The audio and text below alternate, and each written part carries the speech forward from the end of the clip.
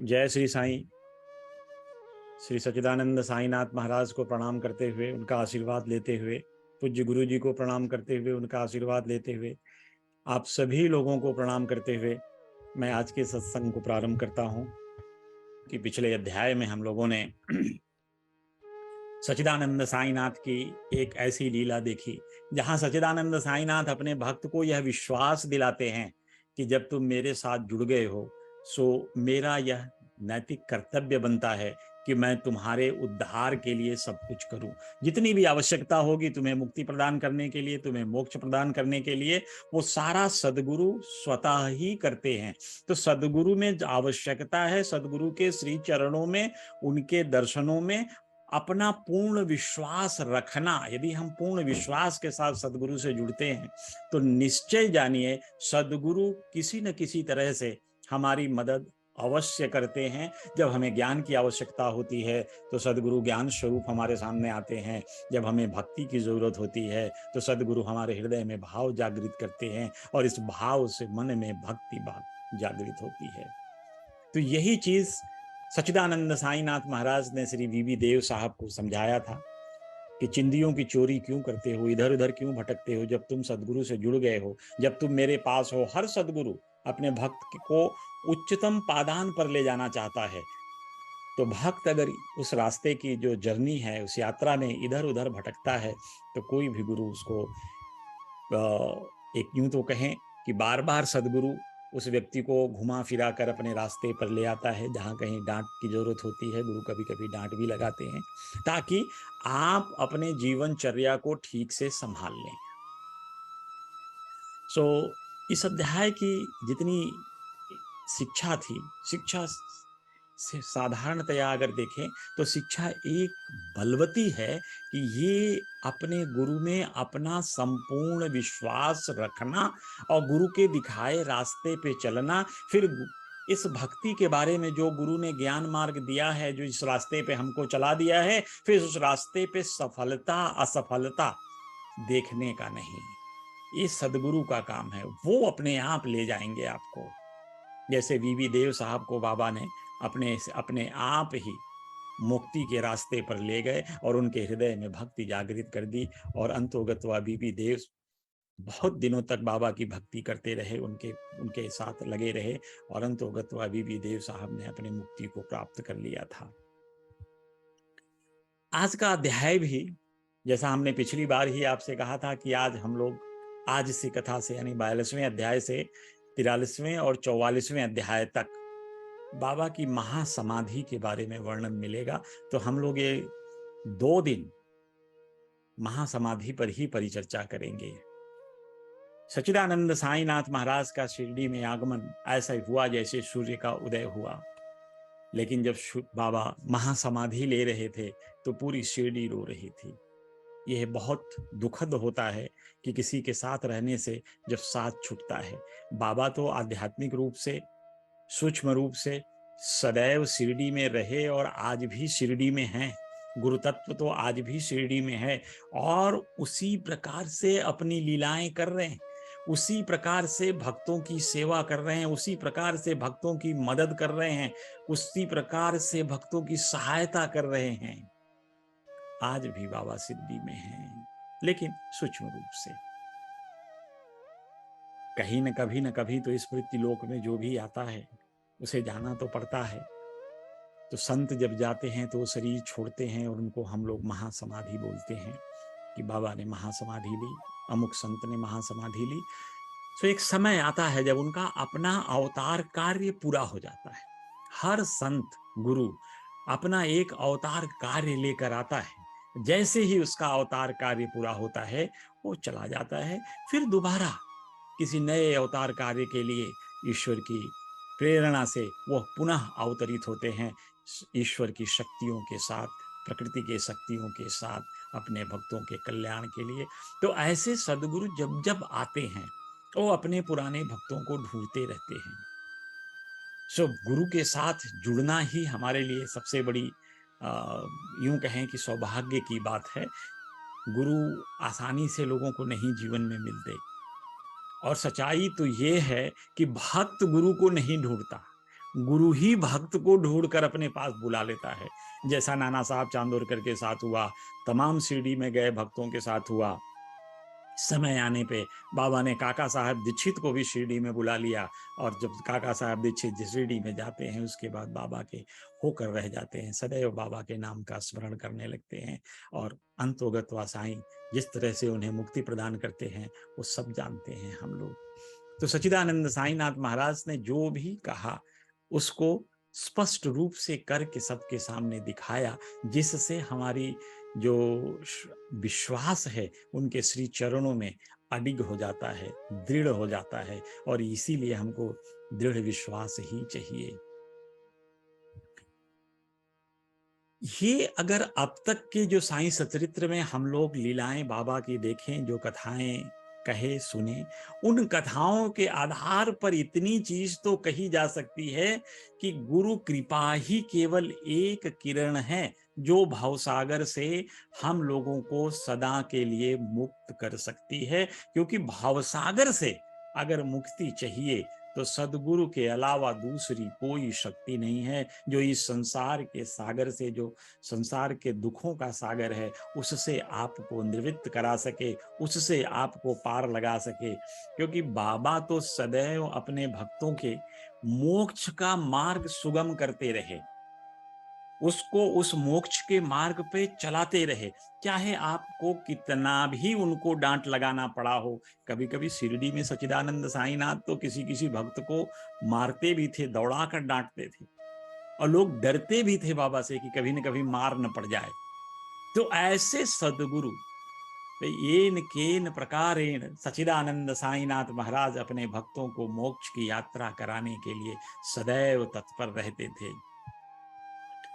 जो भी शिरडी के साथ जुड़ा, सच्चिदानंद साईनाथ के शरणागत हुआ, उसके दुखों का अंत सुनिश्चित हुआ, और दुखों के बाद उनके जीवन में सुख का उदय होता है। ये कोई भी अपने जीवन में इस चीज की अनुभूति कर सकता है कि जब भी सच्चे प्रेम के साथ सदगुरु सच्चिदानंद साईनाथ के महाराज के साथ या अपने किसी भी सदगुरु के साथ जुड़ाव महसूस करता है, जुड़ने का प्रयास करता है, तो निश्चय जानिए वो आपके दुखों का अंत होने का समय आ गया है।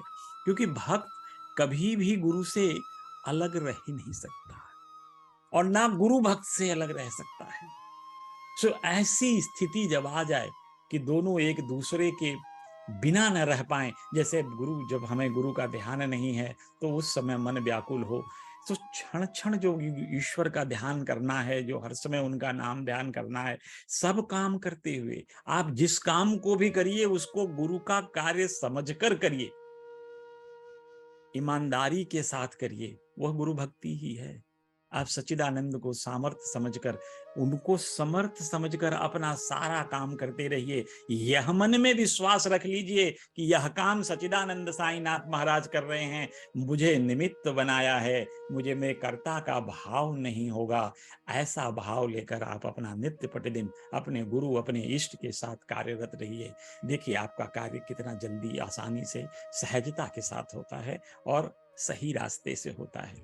और जहां तक रही गुरु की बात, हर भक्त सदैव गुरु के बारे में ही सोचता है, और हम जानते हैं कि श्री गुरु का आशीर्वाद ही, श्री गुरु के चरणों का प्रभाव ही है, चरण रज का प्रभाव ही है कि हमारा मन उनके ध्यान में लगता है। इसी चीज को पूज्य गुरुदेव ने श्री गुरु भागवत के प्रारंभ में ही लिखा है। जब उन्होंने प्रार्थना की है, श्री गुरु भागवत का प्रारंभ एक प्रार्थना के साथ हुआ है, और उसी प्रार्थना में उन्होंने लिखा पहला छंद, श्री गुरुदेव गुरुदेव प्राण मो खोजे पाद तब, तम श्री पयरि ध्यान रे, एकाग्रता आसे मन रे।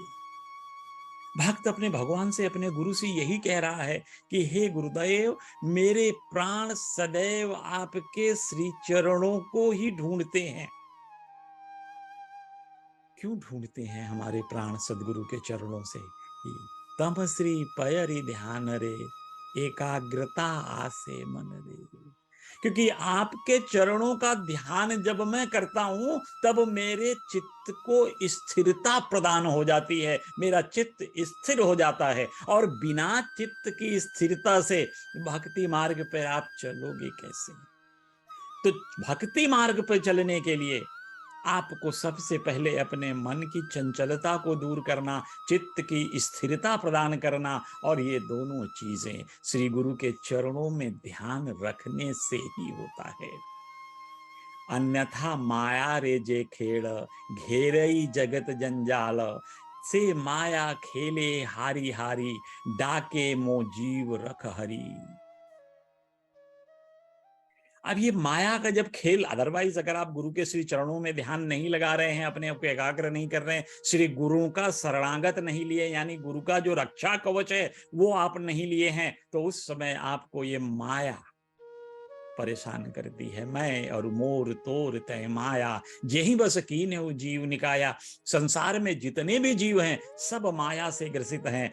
तो अगर आप श्री गुरु के चरणों में ध्यान नहीं रखोगे तो ये माया आपको परेशान करके रखेगी। घेरई जगत जंजाल, से माया खेले हारी हारी, डाके मो जीव रख हरी। उस माया से जब हम परेशान होते हैं, जब जीव परेशान होता है तो क्या करता है? पुकारता है, हे हरि मेरी रक्षा कीजिए।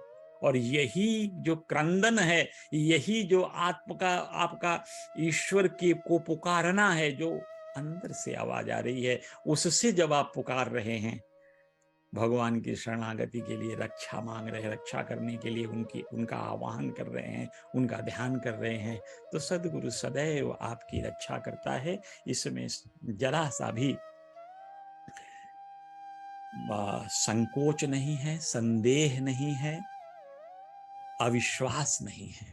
ये सारी चीजें साथ में हैं। विश्वास रखिए अपने सदगुरु के चरणों में, आपको सभी विपत्तियों से। देखिए, कई बार हमारे मन में ध्यान आता है कि मैं तो गुरु की पूजन कर रहा हूं, ये अभिमान हो जाता है कि मैं तो गुरु का पूजन कर रहा हूं, ये अभिमान है आपका। गुरु की चरणों में जिससे कहते हैं ना कि गुरु के अलावा कोई नहीं, अनन्य भक्ति, एक ना अन्य, एक के अलावा दूसरा किसी के बारे में सोचना नहीं है। वही स्थिति आने के बाद सदगुरु आपका सारा, कहते हैं ना कि वो जो आपके जीवन जीने और भक्ति में जितनी भी बाधाएं आती हैं, सदगुरु उनको दूर करते हैं। तो अभी तक हम लोग पिछले अध्यायों में जितना भी देखे हैं, सब बाबा के जीवन काल की लीलाएं हैं।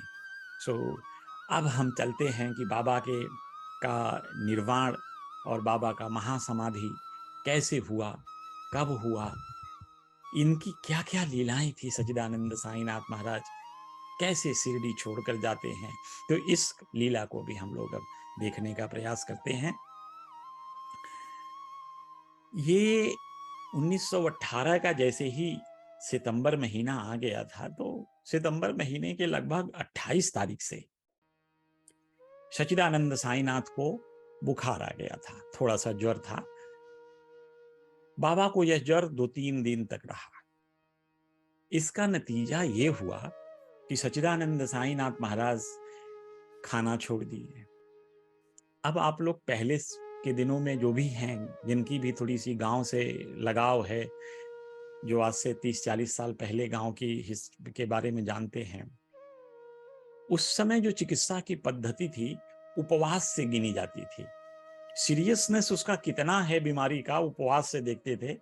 क्योंकि जैसे ही आदमी को कोई ज्वर आता था या कोई और व्याधि आती थी, तो आदमी तुरंत उपवास रखना शुरू कर देता था, मतलब फास्टिंग पे आ जाता था। और इस फास्टिंग कहते थे कि 4 उपवास हो गया, 5 उपवास हो गया, 6 उपवास के बाद तो बुखार टूटा। ऐसी स्थिति उस समय होती थी। तो सच्चिदानंद साईनाथ ने लोकाचार, जो चलता है सिस्टम, लोकाचार का परिपालन करते हुए उन्होंने खाना पीना छोड़ दिया।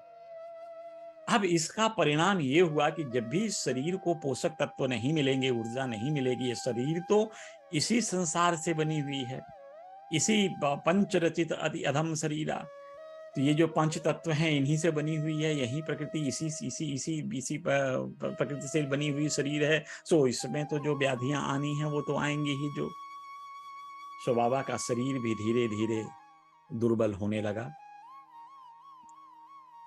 और लगभग 27 दिनों के पश्चात, ऐसी स्थिति थी बाबा की, 27 दिनों के बाद 15 अक्टूबर 1918 2:30 पर सच्चिदानंद साईनाथ महाराज ने महासमाधि ली। इस भौतिक इस नश्वर शरीर को छोड़कर अपने लोक में चले गए। ये 2:30 कई जगह इस 2:30 पर विवाद है। ऐसा कुछ लोगों ने कहा है कि समय थोड़ा पहले भी था, थोड़ा बाद भी था। आप जब समाधि मंदिर में जाते हैं तो बाबा के स्मारक के पास जहां बाबा की महासमाधि है, उस समाधि के सामने वाले दरवाजे पे जो समय लिखा गया है 15 अक्टूबर 1918, समय दिन में 3 बजे। सो ये समय था 2 से लेके 3 के बीच में, लेकिन ये जो समय 2:30 का मैं बता रहा हूं, ये उस समय प्रोफेसर जीके नारके साहब थे। उन्होंने एक पत्र लिखा था दादा साहब खापर्डे को कि शिरडी में क्या हुआ, बाबा कब महासमाधि ले लिए। तो उस पत्र के आधार पर उन्होंने लिखा कि बाबा की महासमाधि 2:30 पर हुआ। अचानक सच्चिदानंद साईनाथ चले गए। सब लोग शिरडी में व्याकुल हो गए। किसी ने कभी सोचा नहीं था कि सच्चिदानंद साईनाथ इतना जल्दी उनका साथ छोड़कर चले जाएंगे। यह बाबा की लीला कहें या उनका अवतार कार्य पूरा होने के बाद स्वतः चले गए, या कुछ और लीला करके किसी की रक्षा करते हुए गए, कहना बड़ा मुश्किल है। ऐसा नहीं है सच्चिदानंद साईनाथ अचानक चले गए। बाबा अपने जाने का संकेत लगभग 2 साल से दे रहे थे, लेकिन हम अपनी अज्ञानता बस उस संकेत को भांप नहीं सके, उसको समझ नहीं सके। बात 1916 की है। उस साल दशहरे के दिन शिरडी में जुलूस निकला, सीमा तक जाता है, गांव के बाउंड्री तक जुलूस जाता है। वहां से लौट रहे थे जब बाबा, इसको कहते हैं कि संध्या के समय जब बाबा सीमोल्लंघन से लौट रहे थे, तो बाबा द्वारका माई में आकर के अचानक क्रोधित हो गए। इतने गुस्से में आ गए कि उन्होंने सिर की पे जो कपड़ा बांध रखे थे वो अपनी कफनी सब फाड़ कर फेंक दी। और इतना ही नहीं, उन्होंने अपनी लंगोट को भी उस समय निकाल कर फाड़ दिया और फाड़ करके धुनी माई में डाल दिया, जहां आग जल रही थी। शिरडी में जो धुनी जलती है उसमें डाल दिया। अब ये बाबा की शक्तियों को पाकर के धुनी इतनी प्रज्वलित उस समय हो गई, इतना तेजी से चलने लगा कि उस समय ये जो बाबा के कफनी, सर के कपड़े, लंगोट आदि की जो निहित शक्तियां थी, धुनी को दुगुने गति से प्रज्वलित कर दिया। और यह प्रज्वलित होना उस समय एक ऐसा परिदृश्य खड़ा कर दिया कि जिससे देखकर लगता था कि सच्चिदानंद साईनाथ महाराज सच में एक विशालकाय स्वरूप में सामने खड़े हैं। उनकी आंखें लाल हैं, फटी हुई, जो उस प्रकाश की वजह से दिखाई पड़ रही थी। वैसे भी सच्चिदानंद साईनाथ महाराज का जो दैदीप्यमान होता था, जो आंखों की वो लालिमा होती थी जिस समय वो गुस्से में होते थे, वो बड़े प्रभावशाली होते थे। लोग सहम गए। सब कुछ फाड़ कर फेंक देने के बाद सच्चिदानंद साईनाथ संपूर्ण दिगंबर रूप में द्वारिका माई में धुनी माता के सामने खड़े थे। सब लोग सहमे, डरे, दूर दूर। किसी की हिम्मत नहीं है कि जब बाबा क्रोधित हैं तो उनको कोई कपड़े के लिए पहुंचा दे, पहना दे, उनके पास कोई चला जाए। किसी की हिम्मत नहीं पड़ी। और बाबा बड़े जोर से उस समय गरज रहे थे। गरजते हुए उन्होंने कहा, तुम लोग आकर देख लो और परीक्षा कर लो कि मैं हिंदू हूं कि मुसलमान, क्योंकि बाबा उस समय नंगे खड़े थे। दिगंबर स्वरूप में थे। बात 2016 के विजयदशमी की है, सॉरी 1916। अब इतना भय, उनके नजदीक जाए कौन, किसकी हिम्मत जो बाबा के पास जाए। एक ही था कि एक भग्गोजी सिंधे हुआ करते थे, आप लोगों ने देखा होगा कि बाबा के पीछे छत्रक लगा के भग्गोजी सिंधे चला करते थे। तो ये भग्गोजी सिंधे की उम्मीद थी कि भग्गोजी सिंधे शायद कुछ कर पाए। उन्होंने बड़ी हिम्मत जुटाकर गए बाबा के पास और जाकर बाबा से धीरे से साहस करके उन्होंने उनकी लंगोट बांध दी और कहा, बाबा ये क्या हो रहा है। बाबा आज दशहरा है, दशहरे को लोग सीमोल्लंघन भी कहते हैं, तो कह रहे हैं बाबा आज सीमोल्लंघन का त्योहार है। बाबा तो जोर से सटका अपना जमीन पे मारते हैं और मारकर कहते हैं, आज मेरा सीमोल्लंघन है। उस दिन बाबा को चावड़ी में शयन के लिए जाना था। रात के 11 बज गए। ऐसी स्थिति में ऐसा डर लगने लगा था कि शायद सच्चिदानंद साईनाथ महाराज की आज जो हम लोग चावड़ी यात्रा करते हैं, शायद आज चावड़ी यात्रा ना हो पाए, ऐसा डर लगने लगा। लेकिन सच्चिदानंद की लीलाएं कौन जानता है। सच्चिदानंद साईनाथ महाराज ने लगभग 11 बजे के आसपास उनका क्रोध शांत हुआ और लोगों से कहा कि चलो चावड़ी चलते हैं। और फिर बाबा उसी हर्षोल्लास के साथ चावड़ी यात्रा में सम्मिलित हो गए। ये सीमोल्लंघन करने का जो बाबा ने एक वाक्य बोला कि आज मेरा सीमोल्लंघन है, तो उन्होंने इस सीमा को पार करने का दिन चुना था विजयदशमी। लेकिन हम लोग उसको नहीं समझ पाए थे कि बाबा विजयदशमी को जाने के लिए ये हमें संकेत दे रहे हैं या कोई उनकी लीला है। तो ये एक माना जाता है कि सच्चिदानंद साईनाथ ने विजयदशमी का दिन चुना अपने सीमोल्लंघन के लिए। जब बाबा का महासमाधि विजयदशमी के दिन हुआ तो इसको पीछे से देखने के बाद ऐसा जान पड़ता है, ऐसा प्रतीत होता है कि 1916 में ही सच्चिदानंद साईनाथ महाराज ने अपने सीमोल्लंघन का एक संदेश या एक कहते हैं कि एक हमें अनुमान दिया था कि मैं इस दिन अपना सीमोल्लंघन कर सकता हूं, यानी महासमाधि ले सकता हूं। उन्होंने विजयदशमी का दिन चुना था। कुछ और घटनाएं देखते हैं जिससे ये पता चले कि बाबा ने विजयदशमी का दिन पहले से चुन कर रखा था कि आज विजयदशमी के दिन ही वो सीमोल्लंघन होगा उनका। एक थोड़े से और पहले चले, लगभग बाबा की महासमाधि से यदि हम थोड़ा पहले चलें तो करीब 2-3 महीना पहले, यानी ये अक्टूबर था तो सितंबर, अक्टूबर या जुलाई का महीना रहा होगा। बाबा के यहाँ एक उनके भक्त होते थे, बड़े मियाँ, आप सब लोग जानते होंगे बड़े बाबा जिसको कहते थे। सो उनके पुत्र कासिम भी थे और उनके यहाँ एक और भक्त होते थे, छोटे खान। ये छोटे खान जी एक फकीर के शिष्य थे, दरवेश शाह के शिष्य। ये शुरू में पुलिस थे, पुलिस से मैं कहानी लंबी है इसलिए इसको बड़ा छोटे में बताता हूँ। पुलिस में थे, इनको कुछ किसी कैदी को मारते मारते उसकी मृत्यु हो गई थी इनके मारने से, तो इनको पुलिस की सेवा से मुक्त कर दिया गया था और बाद में इन पे केसेस चल रहे थे, मुकदमा चल रहा था। तो ऐसी परिस्थिति में इनको कुछ दिखा नहीं तो ये अपने गुरु दरवेश शाह के पास चले गए थे औरंगाबाद में।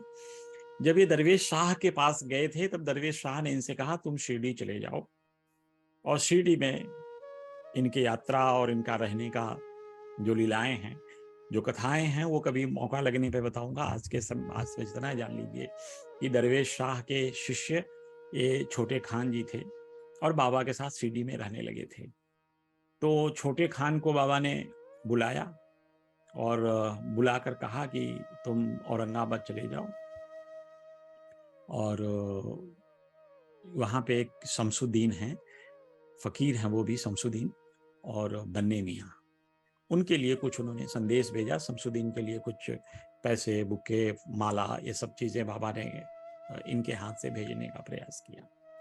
सो जो ये छोटे खान थे, इनको औरंगाबाद के बारे में बहुत ज़्यादा जानकारी नहीं था, तो सारी इन्होंने, बाबा ने कासिम को भेजा था, उनको जानकारी नहीं होने से छोटे खान को उनके साथ लगा दिया। ये दोनों लोग औरंगाबाद जाते हैं। औरंगाबाद जाकर के, और देखिए ये बेतार से जो सूचनाएं हैं कि बाबा इनको औरंगाबाद भेजे हैं शमसुद्दीन मियाँ के पास। शमसुद्दीन मियाँ जो एक फकीर थे, उनको ये बेतार पहले ही खबर पहुंच चुकी थी कि सच्चिदानंद साईनाथ के भेजे हुए लोग आ रहे हैं। औरंगाबाद स्टेशन पे शमसुद्दीन मियाँ जैसे ही ट्रेन रुकी, इन दोनों को देखकर कहा, अच्छा शिरडी से आप ही लोग आए हैं क्या? तीन लोगों ने कहा, हाँ साहब मैं शिरडी से आया हूँ। तीनों ने तुरंत ही, बाबा का एक संदेश था कि ये 9वें दिन 9वां महीना अल्लाह मियाँ अपनी दुनिया ले जाएंगे, जैसी अल्लाह की मर्जी। तो उन्होंने बताया कि बाबा ने आपके लिए भी दिया है, ये पैसे दिया है कि उसका वाली वाली ऑर्गेनाइज करिए, कुछ लोगों में सेवा भाव करिए, इन पैसों से लोगों में खाना पिला खिलाइए जो गरीबों को, भंडारा करिए। और बन्ने मियाँ के लिए यह संदेश है कि 9वां महीना 9वां दिन अल्लाह मियाँ अपनी दुनिया ले जाएंगे, जैसी अल्लाह की मर्जी है। तब ये शमसुद्दीन भी जब समझ गए, पहुंचे फकीर थे कि क्या मतलब है इसका, तो वो तुरंत कहे, नहीं चलिए बन्ने मियाँ के पास चलते हैं। तो बन्ने मियाँ एक बड़े उच्च कोटि के फकीर थे। वो कुछ अपना योग साधना कर रहे थे, अपने दोनों हाथ ऊपर फैला करके, और ये तीनों लोग पहुंच करके, इनकी हिम्मत नहीं हो रही थी कि उस योग साधना में, सब लोग शिष्य बैठे थे, किसी की हिम्मत नहीं हो रही थी कि उनको योग साधना में विघ्न डालें और उनको कुछ बोलें। तो इनसे रहा नहीं गया, इनके कासिम से। तो कासिम ने हाथ जोड़ करके उनसे प्रार्थना की कि मैं शिरडी से आया हूँ, साईनाथ महाराज ने आपके लिए एक सूचना भेजी है। और वो बिना देर किए एक माला उनके गले में डाल दिया, और गले में डाल करके बाबा का समाचार उनको सुना दिया। मैसेज जो बाबा ने दिया था कि 9वां महीना 9वां दिन अल्लाह मियाँ अपनी दुनिया ले जाएंगे, जैसी अल्लाह की मर्जी है। अब इतना सुनना था कि बन्ने मियाँ का जो सारा कुछ काम, योग साधना चल रही थी, वो रुक गई, और उनके आंखों से अश्रु की धारा बहने लगी। वो समझ गए कि बाबा ने क्या मैसेज दिया है। खैर इन लोगों को उन्होंने विदा किया। अब ये 9वां महीना 9वां दिन, रमजान महीने का, जो इस्लाम का महीना होता है उसका 9वां महीना होता है, और रमजान का महीना कहलाता है। और उसका 9वां दिन, यानी उसके 9वें दिन, जिस दिन 9वां दिन था उसका, उसी दिन विजयदशमी भी थी। उस रमजान के महीने के 9वें दिन अल्लाह अपनी दुनिया ले जाएगा। मतलब जो अल्लाह ने दिया है, जो ज्योति अल्लाह ने प्रकाशित की है, उस ज्योति को ले जाएगा। यानी उस दिन बाबा अपने आप को समाधिस्थ कर लेंगे। तो ऐसी सूचना, ऐसी गूढ़ सूचना बाबा ने बन्ने मियाँ को दिया था, जो बाद में लोगों के समझ में आया, जो ये लोग गए थे कासिम वगैरह और छोटे खान, उस दिन समझे कि 9वें दिन, जब रमजान का 9वां दिन चल रहा था, उसी दिन दशहरा भी था। और 12:30 पर उसी दिन 15 अक्टूबर 1918 को दिन में 12:30 से एकादशी लग गया था। यानी जब बाबा 2:30 बजे के आसपास जब उन्होंने अपनी महासमाधि ली, उस समय एकादशी का समय था। तो यह एक और बाबा ने संकेत दिया कि मैं दशहरे के दिन ही जाना चाहूंगा। ये 2-3 महीना पहले, मतलब जिस 1918 में जब बाबा गए अक्टूबर में, तो ये जुलाई की बात समझ लीजिए इसे। हम एग्जैक्ट डेट नहीं है कि उनको किस दिन भेजा था, लेकिन ऐसा है कि इस समय तक शायद उन्होंने उस दिन भेजा। अब इसके बाद एक और घटना देखते हैं, क्यों बाबा ने विजयदशमी का दिन चुना था, और फिर बाबा ने इसको कैसे इंडिकेट किया था। पहले से पूर्व सूचना दी थी, लेकिन हम लोग अभागे, जो इस तरह ने कहें बाबा की इन गूढ़ बातों को हम समझ नहीं पाए थे उस समय, जो लोग भी थे, लेकिन बाबा ने अपने तरफ से पूरा इंडिकेशन दिया था कि विजयदशमी ही मेरा सीमोल्लंघन होगा, विजयदशमी के दिन ही मैं महासमाधि लूंगा। शिरडी में एक दादा थे, रामचंद्र पाटिल जी, बाबा के बड़े अनन्य भक्त थे। बाबा उनको बड़ा प्यार करते थे। इनको बड़ा कष्ट हो रहा था, सब प्रकार से बीमार के उपचार किया इन्होंने, लेकिन किसी की दवा काम नहीं कर रही थी। तो इनको इतना तकलीफ हुआ कि ये एकदम अब ऐसे सोचने लगे थे कि अब कोई भी क्षण मेरा मृत्यु का ही क्षण होगा और मैं किसी समय इस मृत्यु को के आलिंगन का पास बन सकता हूं, मृत्यु मुझे कभी भी ले जा सकती है। जब बाबा का भक्त होता है, गुरु का अपने कोई भी भक्त हो, किसी भी जब गुरु होते हैं, गुरु किया ही इसलिए जाता है कि मृत्यु के समय गुरु की संगति चाहिए। और इससे बचने के लिए सहज उपाय है कि जब ऐसे दुर्दिन आ जाए तो गुरु का स्मरण हर समय करना चाहिए, नाम ध्यान प्रारंभ कर देना चाहिए। लेकिन दुर्भाग्य यह होता है कि मृत्यु से पहले मूर्छा आ जाती है और उससे नाम ध्यान टूट जाता है। ये सदैव नाम ध्यान जब तक होश चल रहा था, सांस था, होश में थे, तब तक नाम ध्यान बाबा का कर रहे थे। तो सच्चिदानंद साईनाथ महाराज एक रात्रि को इनके सपने में आते हैं, इनके सराहने प्रकट होते हैं। जैसे ही इनके मस्तक पे हाथ लगते हैं, ये गड़बड़ा के उठ जाते हैं और उठ करके देखते हैं कि सच्चिदानंद साईनाथ महाराज साक्षात मेरे सामने। तो वो उन्होंने रामचंद्र पाटिल जी ने बाबा का चरण पकड़ लिया, उनके चरणों पे अपना मस्तक रगड़ने लगे और रोने लगे। कह रहे हैं, बाबा मैंने अपने जीवन की अब सारी आशाएं छोड़ दी है, आप इतना सुनिश्चित कर दीजिए कि मेरे प्राण निकलें, लेकिन ये मुझे बता दीजिएगा कि मेरे प्राण कब निकलेंगे, ताकि आपके मन नाम स्मरण करता रहूं, आपका नाम लेते लेते मैं इस शरीर को छोड़ूं, ऐसी मेरी आपसे प्रार्थना है बाबा, इतनी कृपा मेरे ऊपर कर देना। बाबा ने कहा, अरे मेरे रहते तुम इतना क्यों घबराते हो? तुम बिल्कुल मत घबराओ, अब तुम्हारी हुंडी मैंने वापस ले ली है, अब तुम बहुत जल्दी ही स्वस्थ हो जाओगे। अरे लेकिन दादा मुझे एक चीज का डर है, मुझे वही तकलीफ है, मैं बार बार यही सोच रहा हूं कि तुम तो ठीक हो जाओगे, पर तात्या 1918 वाली जो दशहरा होगी ना, विजयदशमी आएगी, उस दिन तात्या चला जाएगा, तात्या की मृत्यु हो जाएगी। देखो रामचंद्र दादा, मैंने तुमसे ये चीजें कही हैं, तुम इन चीजों को, इस बात को, इस रहस्य को किसी को मत बताना। बाबा अदृश्य हो गए, स्वप्न से आंख खुली, ये परेशान बाबा का ध्यान करने लगे। कुछ ही दिनों में इनकी स्वास्थ्य अच्छी होने लगी, ये बिल्कुल ठीक हो गए, स्वस्थ हो गए, कोई तकलीफ नहीं रही। अब इनके मन में एक कुतूहल भरा, क्योंकि विश्वास कैसे आया कि ये मरणासन्न थे, मरने की उम्मीद रख रहे थे कि अब मैं कब कब मरूंगा, इस दिन का इंतजार कर रहे थे, और इसी इंतजार के घड़ी से बाबा ने इनको वापस निकाला और पूर्ण स्वस्थ कर दिया। तो इनको बाबा के वचनों में पूर्ण विश्वास हो गया, और बाबा ने जो वचन कहे कि इसी दिन यानी दशमी के दिन 1918 के विजयदशमी के दिन तात्या चला जाएगा। मुझे इस बात का बड़ा दुख है। तो अब ये चीज दादा रामचंद्र पाटिल के हृदय में, जैसे कहते हैं ना, जब तक कोई चीज आपको यह कह दिया जाए कि किसी को बताना मत, तो अब ये इनके अंदर बड़ी कुतूहल भर दी है, बड़ा परेशानी, इनका हाजमा खराब हो गया, समस्या पागलों की तरह घूम रहे हैं, मैं किसको बताऊं। बाबा ने कहा किसी को बताना नहीं, जब तक निकालूंगा नहीं, मैं बड़ा परेशान हूं।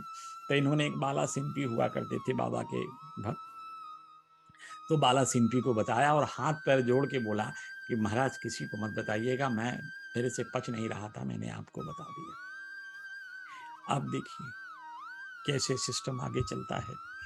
समय होने लगा, सब लोग, लेकिन दादा रामचंद्र पाटिल ये तात्या के लिए बड़ा परेशान रहते थे कि यार बाबा के वचन तो सत्य ही निकलेंगे, अगली आने वाले दशहरे को तो तात्या चला जाएगा। अब ये बड़ी बेसब्री से उस दशहरे का इंतजार करने लगे। अब धीरे धीरे धीरे धीरे वो दिन भी नजदीक आने लगा। अश्विन मास में दशहरा पड़ता है, आप सब लोग जानते हैं।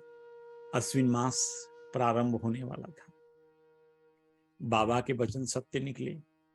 तात्या बीमार पड़ गए और तात्या की बीमारी इतनी हुई कि वो चारपाई पे आ गए।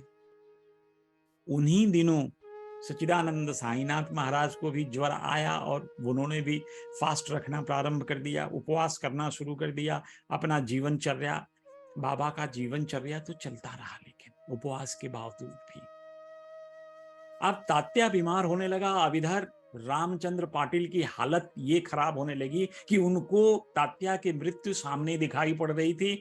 धीरे धीरे तात्या की स्थिति गंभीर होती जा रही थी। तात्या बीमार होता जा रहा था और ज्यादा बीमार होता जा रहा था। बाद में तात्या का बिस्तर से उठना मुश्किल हो गया।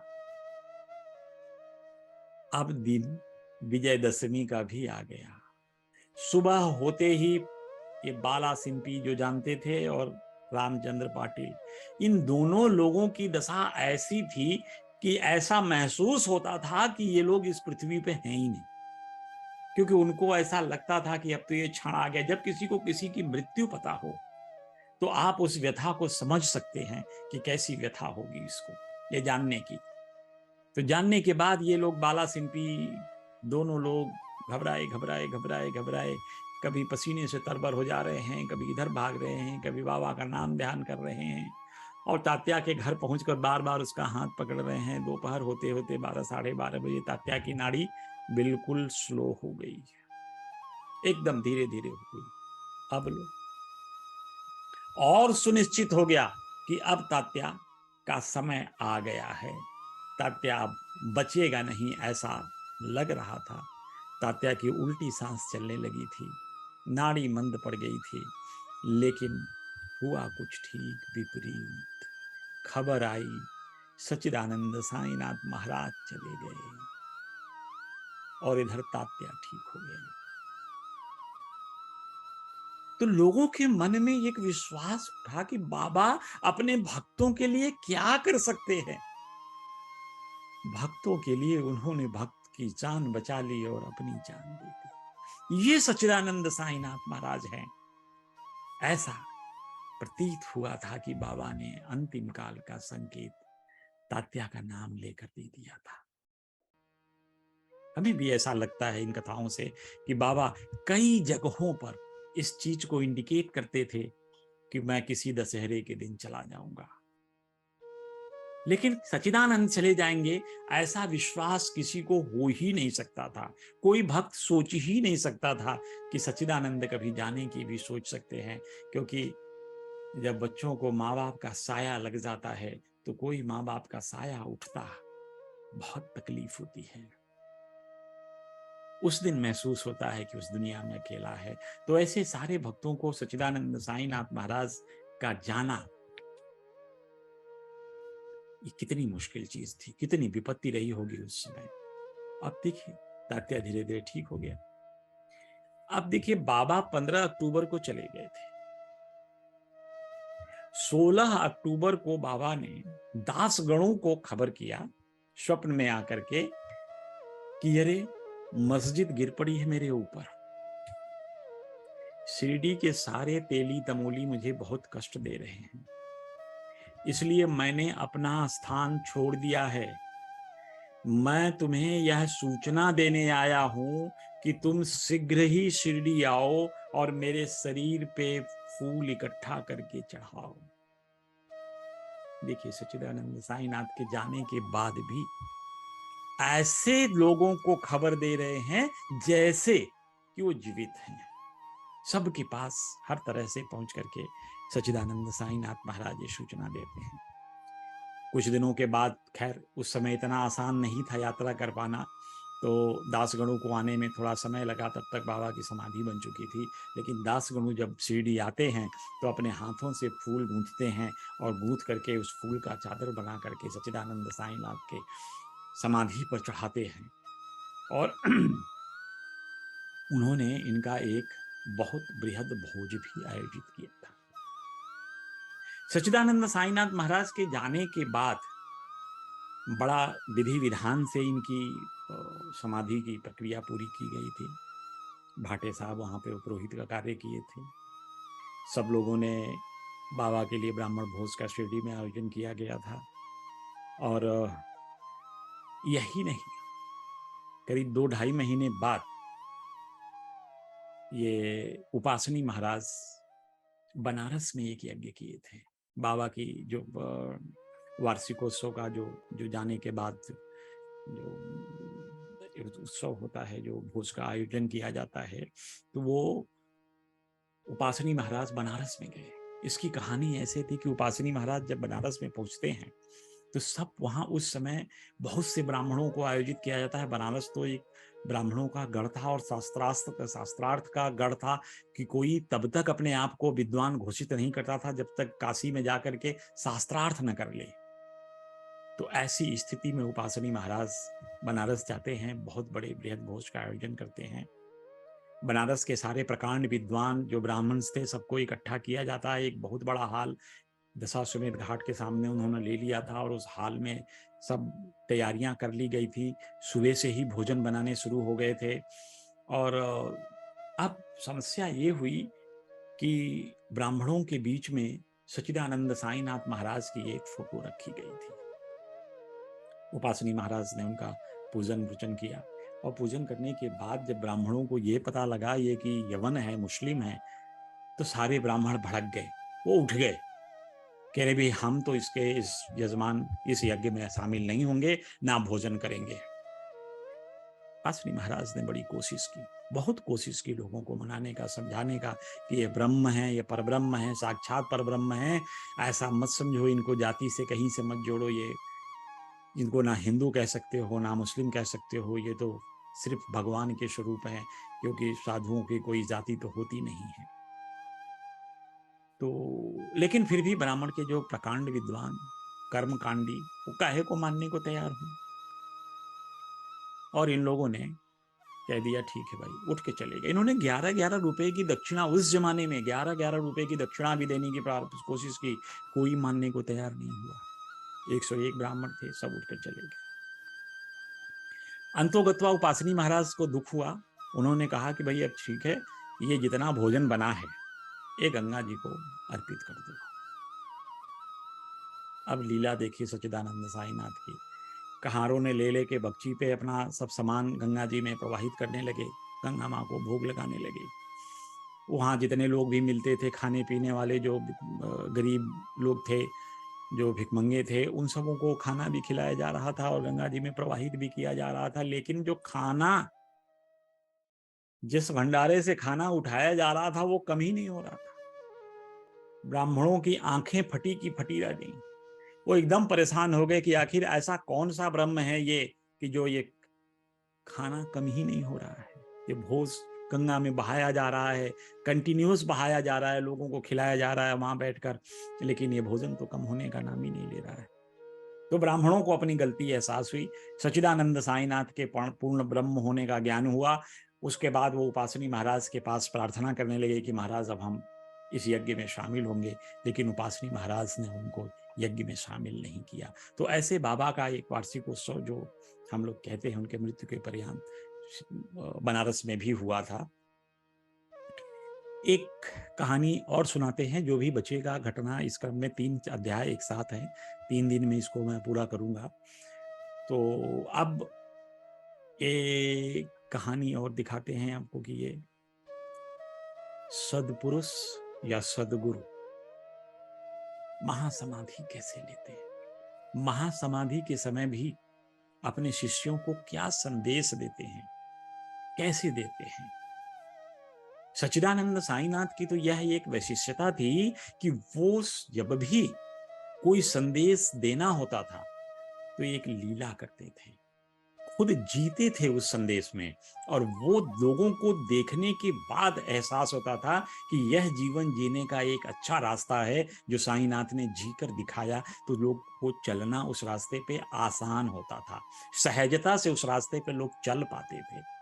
इसलिए सच्चिदानंद साईनाथ महाराज सदैव लीला किया करते थे। शिरडी में रहकर कुछ न कुछ लीलाएं नित्य प्रतिदिन चला करती थी। तो अब आप देखिए कि विजयदशमी का दिन हिंदुओं के लिए कितना पुण्य दिन था।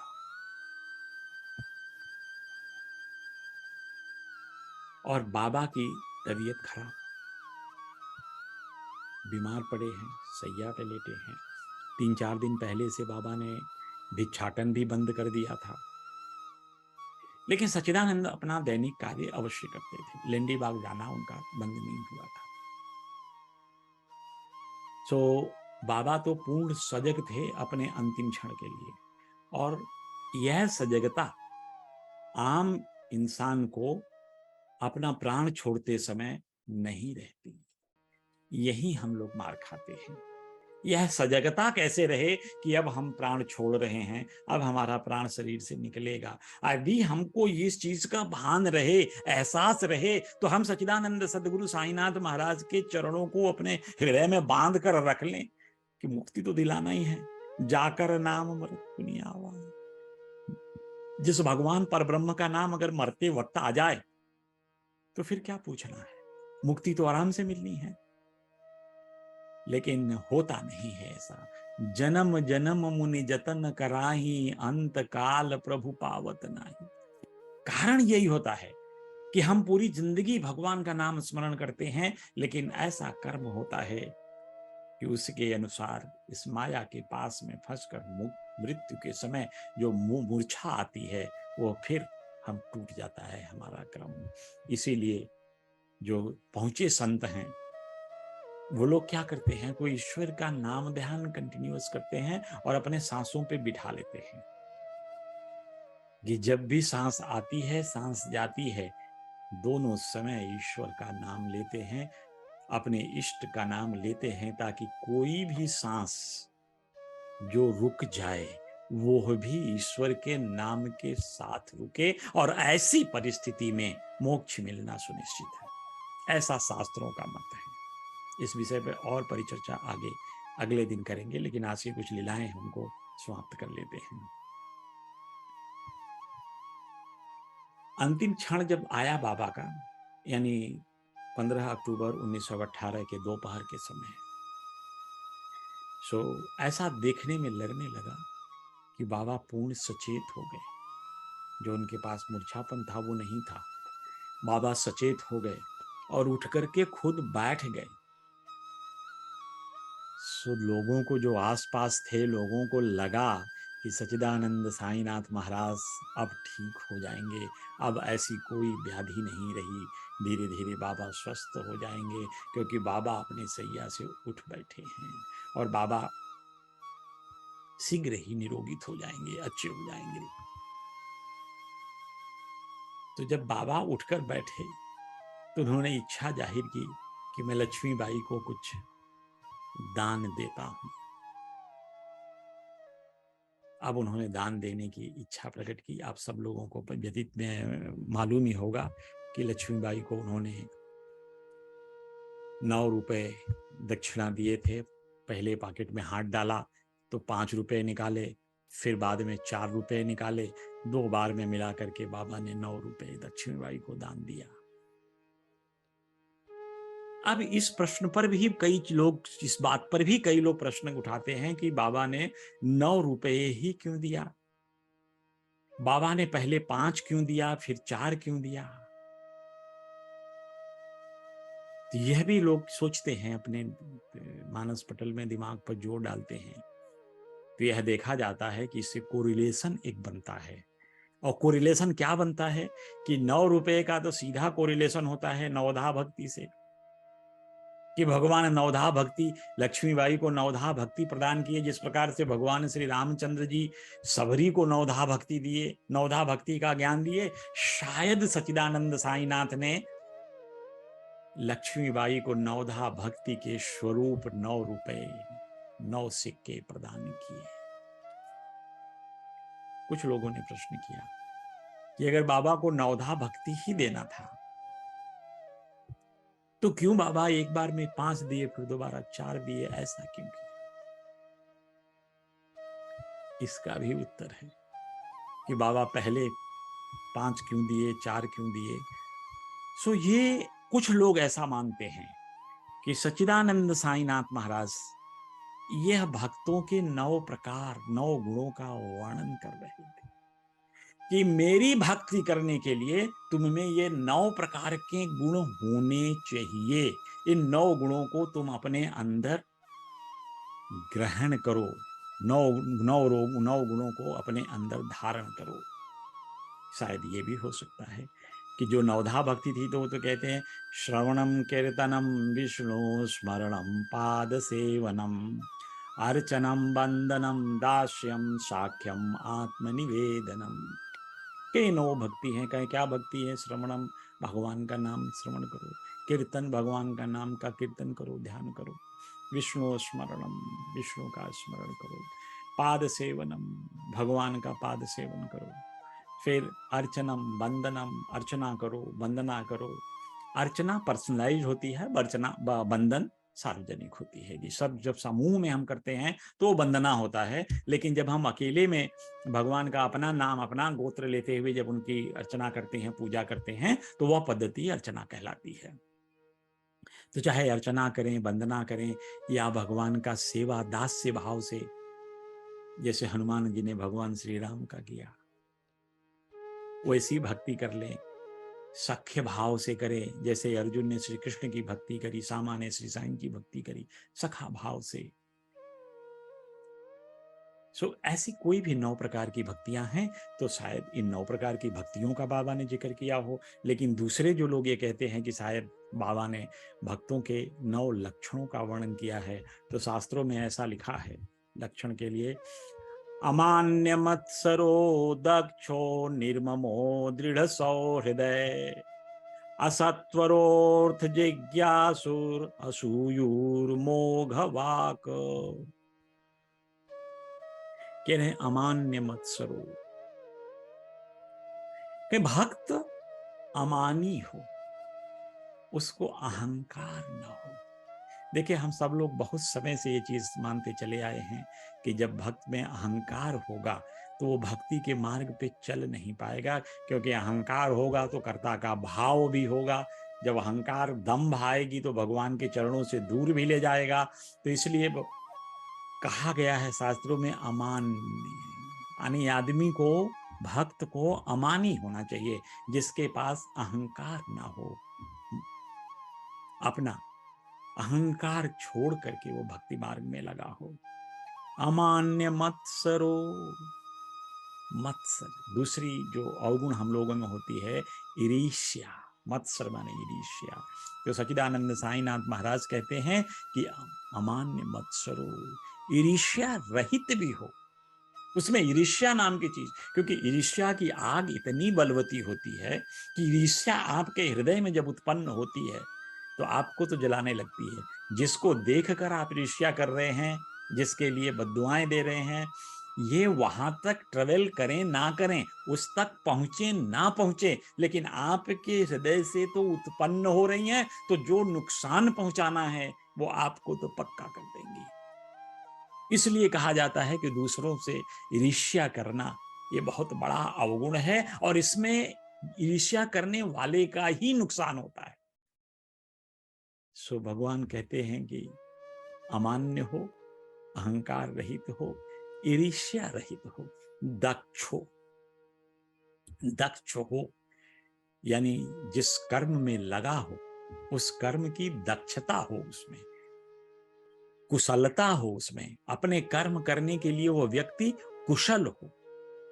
तो अमान्य मत्सरो दक्षो, यानी हम भगवान की अगर सेवा भाव भी कर रहे हैं तो इस सेवा भाव में भी मुझे दक्षता प्राप्त कर लेनी चाहिए। जो भी हम काम कर रहे हैं उसमें दक्ष हो। निर्ममो मानी मोह से रहित हो। अब देखिए, यदि हम सांसारिक मोह माया में फंसा लेंगे अपने आप को, तो कोई भी व्यक्ति इस मोह माया के चक्कर में फंसने के बाद आध्यात्मिक यात्रा को ठीक से पूर्ण नहीं कर सकता। इसलिए भगवान कहते हैं कि आदमी को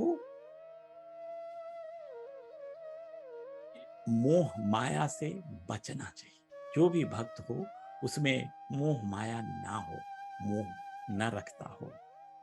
दृढ़ सौहृदय, दृढ़ सौहृदय का मतलब हुआ कि उसमें दृढ़ हो अपने कार्य में, और सौहृदय निर्मल हृदय वाला हो, अच्छा हृदय हो, क्योंकि हम तो यही कहते हैं ना कि इस हृदय में भगवान का वास करते हैं। तो जब भगवान इस हृदय में वास करेंगे तो हृदय को तो निर्मल करना होगा। तो इसलिए शास्त्र कहते हैं कि अपने हृदय को निर्मल बना लो, क्योंकि हृदय को जब तक निर्मल नहीं बनाओगे, अब एक क्रम से लिखी हुई हैं ये गुण कि आप अहंकार रहित हो, ईर्ष्या रहित हो, अपने कार्य में कुशल हो और मोह से बचते हो, और दूसरा दृढ़ सौहृदय, हृदय में दृढ़ता के साथ साथ निर्मलता भी हो, सुंदर हृदय वाले हों। तो ये अगर आप अपने हृदय से अहंकार को दूर कर देंगे, ईर्ष्या को दूर कर देंगे, तो हृदय तो अपने आप निर्मल होते चला जाएगा। असत्वरो अर्थ, असत्य का भाषण करने वाला न हो, जिज्ञासु, गुरु के बारे में जानने का प्रयास करता हो। ऐसे गुणों का वर्णन शायद सच्चिदानंद साईनाथ महाराज ने अपने भक्तों के गुणों का वर्णन इन 9 रुपए के माध्यम से लोगों के बीच में डालना चाहते थे, क्योंकि तब तक जो लोग शिरडी में साईनाथ के साथ रह लिए थे, उन लोगों को बाबा की कई तरह की लीलाओं का ज्ञान हो गया था कि बाबा क्या गूढ़ बातें कहते हैं। और बहुत से जो मिस्टिक वर्ड बाबा बोलते थे, जो गूढ़ बाबा शब्द बोलते थे, वो तो अच्छे अच्छे लोगों को समझ नहीं आता था। इसीलिए लोग काका साहब दीक्षित के पास जाते थे कि महाराज बाबा ऐसे बोले हैं, इसका क्या मतलब होगा। तो दीक्षित जी भी कुछ अंदाज लगाते थे, नहीं समझ में आता था तो जाके बाबा से ही पूछ लेते थे। आज की कथा को चूंकि 8:30 हो गया तो हम यहीं विराम देते हैं। कल को यहीं से फिर प्रारंभ करेंगे और बाबा की दूसरी लीलाओं का, ये जो इससे जुड़ी हुई लीलाएं हैं, जो बाबा के महानिर्वाण से, महासमाधि से, इसी से जो जुड़ी हुई लीलाओं को हम आगे देखेंगे। तब तक के लिए जय श्री साईं, जय श्री साईं।